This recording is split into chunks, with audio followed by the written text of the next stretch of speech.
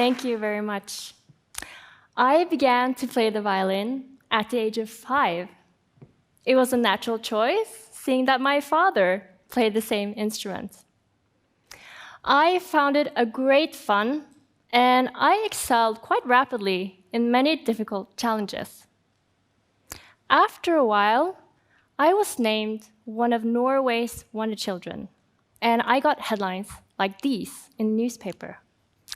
Being called a wonder child didn't really have any meaning to me, but it did somehow unconsciously grow with my identity. But back then, my main motivation was the joy of learning something new and master difficult music pieces. I could spend hours repeating a piece, just being in awe that I could produce beautiful music from my own 2 hands. I felt I was being part of history, playing amazing music written centuries ago. Time stood still, and nothing else mattered. Then, as time went on, I aimed to become the best violinist possible and embarked on this journey seeking perfectionism.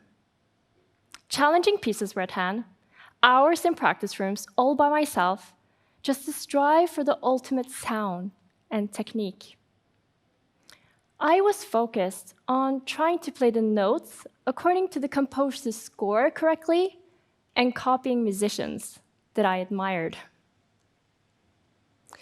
The pressure and expectations became quite apparent at this point.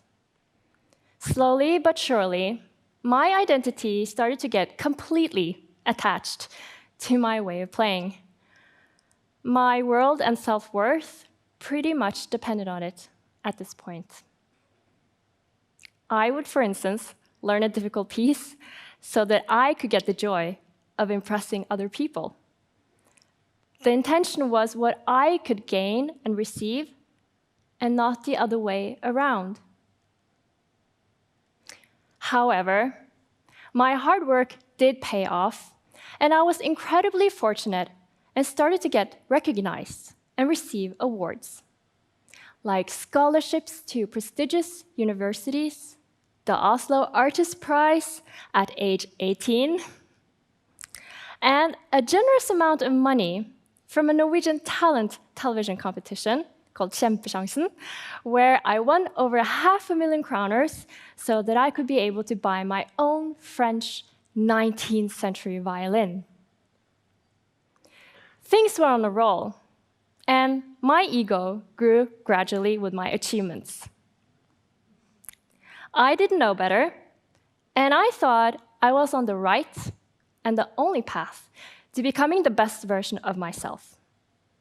And I basically thought I was the deal. 5 years later, I came back from the States, graduated with an artist diploma and master's in music. With years of music education and concert experiences ranging from Carnegie Hall in New York to Shanghai Concert Hall, I was ready to capture the world. This was back in 2009. And simultaneously, I won a competition with Concerts Norway, also known as Rikskonsertene, a 2-year program that helped young and newly educated music students onto big venues around Norway. With that, we were also recommended to do a school concert tour. And I thought, playing for children? I didn't come this far to play for kids. I want to play for a more competent audience, thank you very much. And the children probably won't understand and appreciate this type of complicated music called classical music anyways. As you can see, not quite humble at this stage. Well, little did I know how those little toddlers would change and impact my way of interpreting music today. It was the beginning of working on concert productions in a different way. I became more aware of the production process, the artistic expression, development of performing skills, and making a relevance to the target group. I learned to work on dramaturgical storylines and finding a path to presentation together with other prominent musicians and music producers. However, at this stage, it wasn't something that I considered as beneficial for my CV or career. So then came my breakthrough and the validation of what I had worked on for years. In 2012, I was appointed the first concertmaster of the Norwegian Opera and Ballet. I became the youngest female first concertmaster appointed in Norway ever at that time. It was a big honor and undoubtedly a boost to my ego. I was obviously overwhelmed and incredibly happy to get the job. I knew that to perform at one of the best stages in Norway was the opportunity of a lifetime. And it kind of felt like home. I was going to develop and grow as a musician more than ever. And I certainly did grow. I became a more technically sound and a self-assured musician.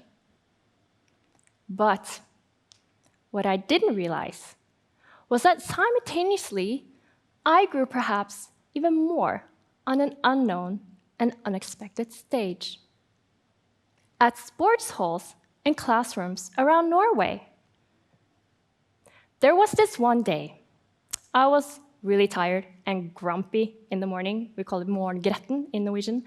And I had to do a school concert.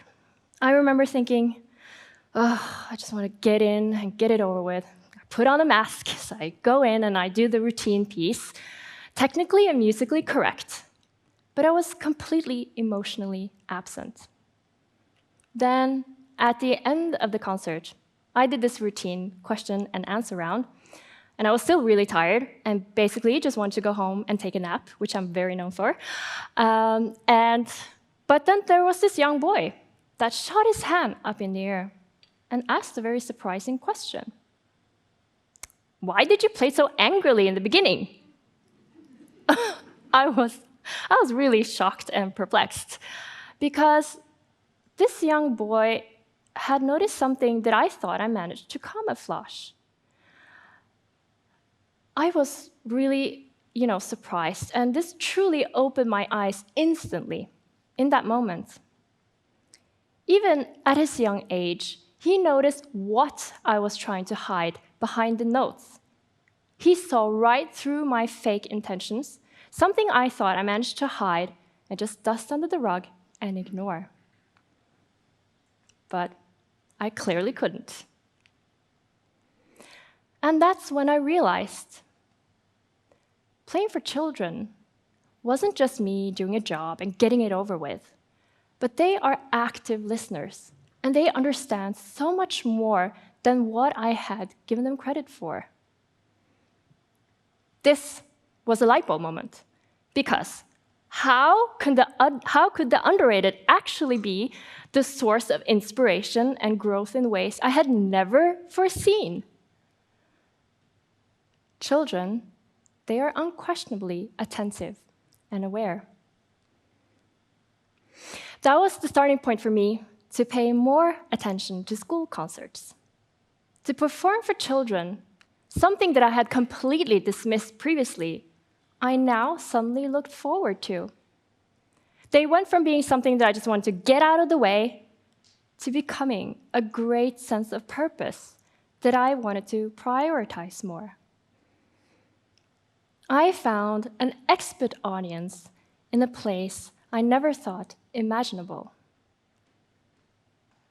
Playing for children gave me the opportunity to experiment, to be more playful, and bring all of me to the stage, not just the filtered version. I went from playing statically to playing more lively, to having just looking into the music or closing my eyes, to gazing out towards the audience instead. From having a comfort zone in the spotlight on stage, to include and engage with my listeners. It wasn't just about the perfect technique and the precise bow stroke, but it was more about the message and the emotions that the music could convey. The kids gave me the space to try new things, to not be afraid of failing or doing something musically wrong, and that was very liberating. They allow me to really dare more greatly, let my mind wander, learn how to create a stronger connection with the audience, be exuberant with the music, and grow as a musician. The children gave me space that also allowed me to be authentic and vulnerable. What I had spent years working on with leading music teachers and colleagues from all over the world was something that the young children would teach me as well. And that was astonishing. This truly changed something in me and how I now view my career, life, and self-development. In the past, to me, the path to becoming a great classical musician and human being somehow involved suppressing my human flaws and master perfectionism in a clearly defined manner. I thought that the more I could do what was expected of great classical musicians, the better I would be. But in that process, I forgot who I was, what I represented, and what my style was. Through the school concerts, I learned to embrace the real Catharina Chen. I learned that the emotion-filled but fast bow stroke was perhaps better and more powerful than the perfectly timed one. While maybe musically wrong from a professional point of view, the message was so much more prominent and striking. And I think this is a lesson for us all, because whatever you're pursuing in life, learn to step forward with a humble approach and embrace the growth from the most surprising sources. Give yourself the time to discover the nuggets of unexpected insights, whether that is taking a break, going for a walk, or learning something from your children. We are often quick to judge and dismiss others who are not in our fields or industries. But it is exactly those fresh eyes that may just be the difference between the next best version of yourself and the best.